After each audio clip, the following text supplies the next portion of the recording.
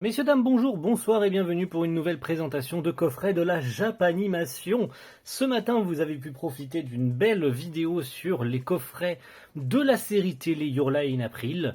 Et cet après-midi, je vous fais profiter enfin de la sortie inespérée. Alors non seulement parce que il a été repoussé plusieurs fois, mais aussi de la sauvegarde de ces films avec Fate Evansville et son premier long métrage. Alors il y a bien évidemment le 2 et le 3 qui vont sortir dans les prochains mois, mais c'était inespéré qu'on voie enfin sortir ces films parce que, comme je l'ai dit à l'instant, pour une sauvegarde de ces films, puisque depuis la fermeture de Wakanim, Crunchyroll n'a pas récupéré les droits de ces longs métrages Fate.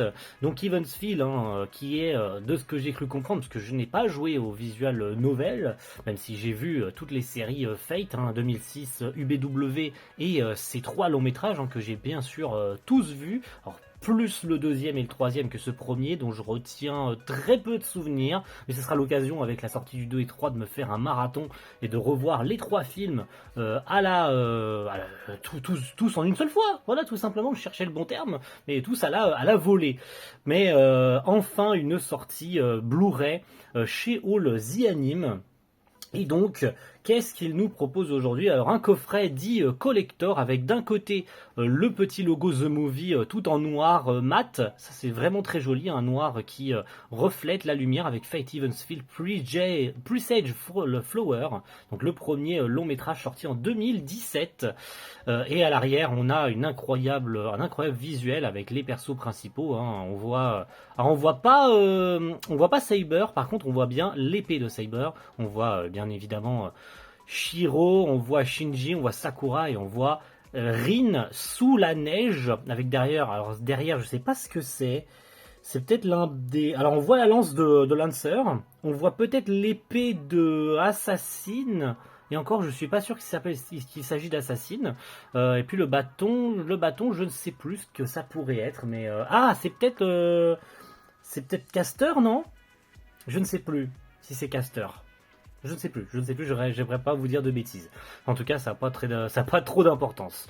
Donc voilà, très beau visuel. Je vous mettrai peut-être soit au montage la personne qui a fait ces coffrets, ou ce sera dans le petit livret. Puisqu'en termes de bonus, ce coffret contient, alors pas grand chose, mais vous allez voir que c'est quand même un petit peu sympa.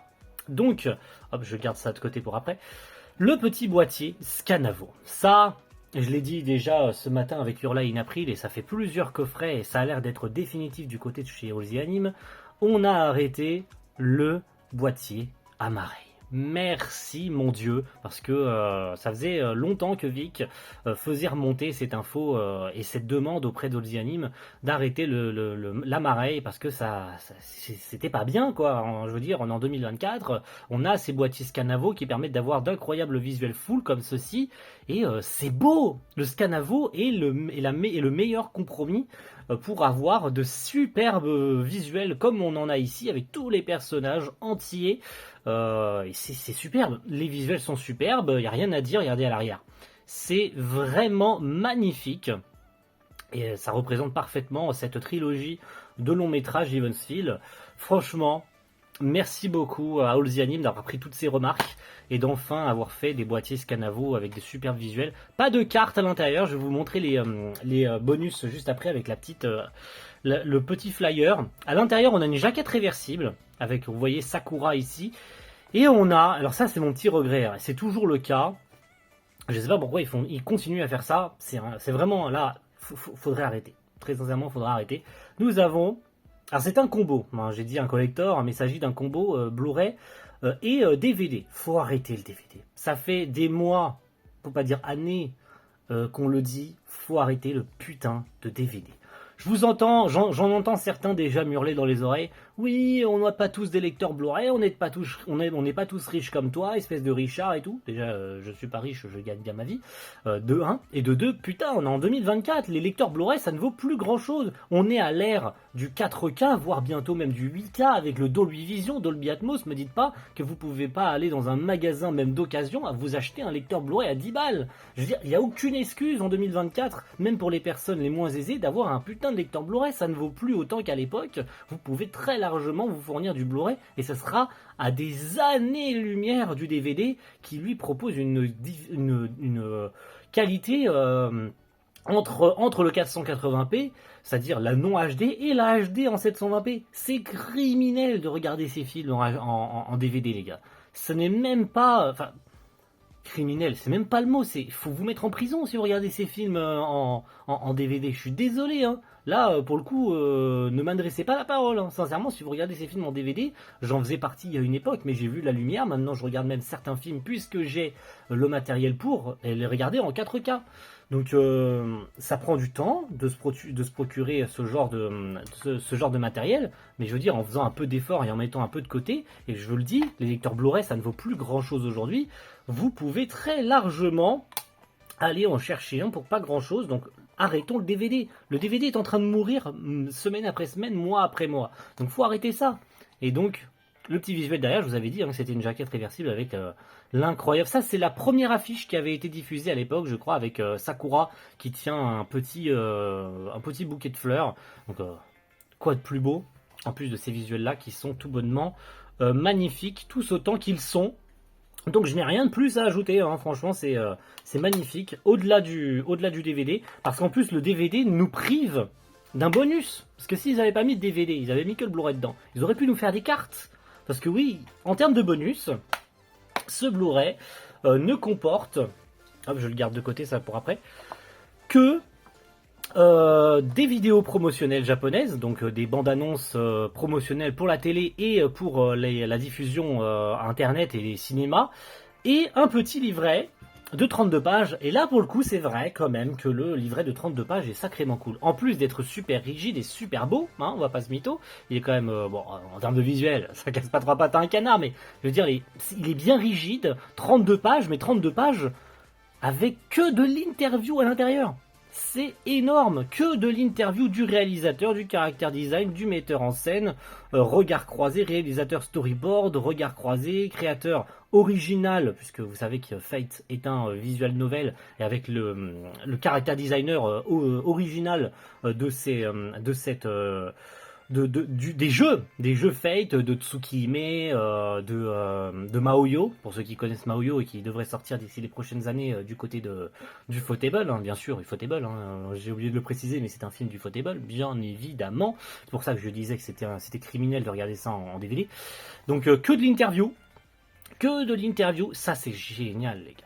Alors, c'est vrai que ça sacrifie quand même pas mal de choses, puisque du côté des Blu-ray japonais, on avait beaucoup de bonus, notamment ce qu'ils appellent les animation material, ce qui est en fait 30 minutes ou 20 minutes de vidéo supplémentaires qui nous montre la post-production du film, c'est-à-dire à la fois les gengas, les séquences à nu, sans aucune couleur, sans aucun compositing, et tout est monté à la chaîne, donc on voit les séquences à nu et les séquences qui se montent petit à petit avec tout le compositing, et ça c'était très cool. Alors je les possède puisque je les ai récupérées parce qu'elles ont été publiées sur internet, ces animation material, mais ne pas les avoir sur notre Blu-ray français, ça c'est trop dommage.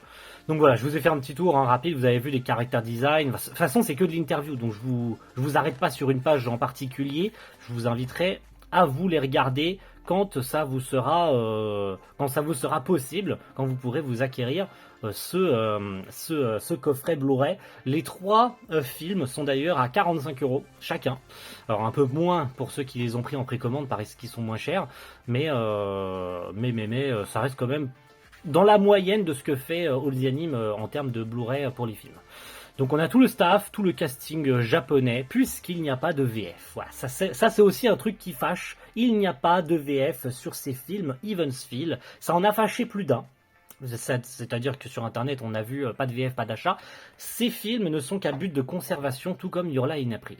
Je suis totalement conscient que ça en déçoit plus d'un de ne pas avoir de VF, mais passer à côté d'une telle trilogie de films parce qu'il n'y a pas de VF, même si ça fait chier, effectivement, on aurait bien voulu revoir, pour ceux à qui ça avait plu, bien sûr, la VF d'époque de UBW, quand bien même UBW, qui était sorti à l'époque chez All the Anime, a été un bid international, même si ça a rebondi Suite à la disparition de la série sur Wakanim, il y a eu une recrudescence des ventes du côté du BW et on trouve très peu maintenant des coffrets puisqu'ils avaient été vendus en deux parties. Les animes ils aiment bien faire ça, vendre des films en deux parties. Enfin les séries pardon en deux coffrets. Hein. C'est comme Your Lie in April que je vous ai présenté. Tout est découpé en deux. Et donc forcément, ils avaient fait une VF à l'époque et ils ne la proposent pas sur ce coffret. Mais comme ils ont merdé, parce qu'ils avaient annoncé la VF, et finalement ils ont rétro-pédalé en s'excusant en mode « Ah en fait non !» Surtout qu'ils avaient confirmé, on avait bien demandé en mode « Vous êtes sûr, vous vous êtes pas trompé, il y a bien une VF ?» Ils ont dit « Oui, oui, il y a bien une VF ».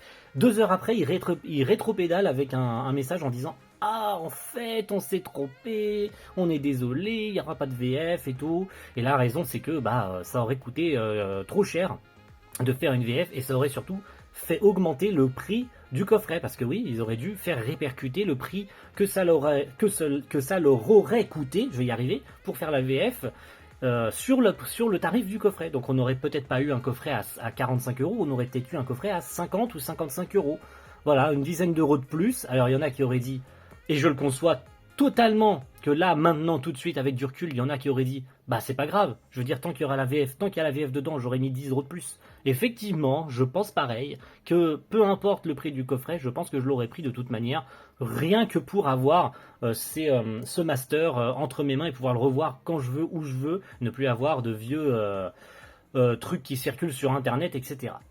J'ai passé outre tout ce qui est côté qualité vidéo, parce que là je reste fixé sur cette page puisque je voulais parler de la traduction, parce qu'il y a le nom du traducteur qui est marqué ici dans le livret mais pas dans le film. Quand vous allez dans les crédits du disque, il n'y a pas le traducteur, mais vous avez bien le nom du traducteur, Stéphane Lapi de la team JSI CMF, donc je ne sais pas s'il s'agit encore de la traduction Wakanim d'époque, il me semble bien que oui, hein, quand même, sans trop de doute, il me semble bien qu'il s'agit de la VF, enfin de la traduction, parce que VF pour le coup non, trop dommage, mais il s'agit de la traduction, il me semble, d'époque, hein, de Wakanim. Je pense pas qu'elle ait été retouchée, je pense pas qu'il y ait eu de modif, les normes de sous-titrage c'est toujours pareil, mais en termes de qualité vidéo, là c'est un peu plus spécifique, c'est quand même du Ufotable, c'est-à-dire qu'en termes de compression vidéo, c'est compliqué, donc je vais ne pas m'avancer, je vais rien dire, je vais vous recommander d'attendre la vidéo de Vic la Terreur, quand il fera sa review. Comme ça, si vous n'avez pas encore foncé sur ces Blu-ray et que c'est vraiment ça qui vous perturbe et sur lequel vous avez le plus de doutes, je vous invite à attendre quelques semaines de plus lorsqu'il sortira sa review. En termes de qualité vidéo, ça laisse des traces de doigts, hein, vous pouvez le voir, hein. En plus je transpire comme un porc et je dois partir, donc je me dépêche un peu. Et donc voilà.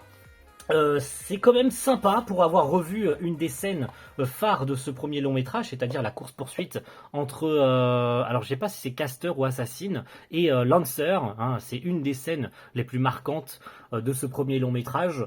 C'était stylé, mais je réitère, je ne vais pas m'avancer sur la qualité vidéo, sachant que il y a beaucoup d'attentes, hein, quand même, on va pas se mytho, hein, il y a beaucoup d'attentes sur ce film.